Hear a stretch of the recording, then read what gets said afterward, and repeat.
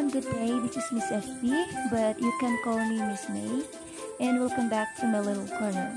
So since today is another day and we are in the mandatory vacation for 1 month, so I have a lot of time to be with my pets. So karon akong giatanda kong mga pets sa likod, and I observe arang daghanan na kayo mga piso sa guppies, and of course naghahan na jud po sila, and I think I need to release some of them kay puno na kayo ang aquarium. Though dako gid nga aquarium, but napuno na gid sila as in. Dili na pwede nga ingon ani kadaghanan ni sila.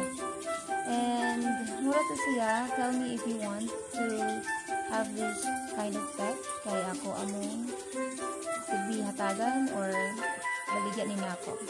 That's all. Thank you for watching. Bye. Hello everyone. Good day. This is Miss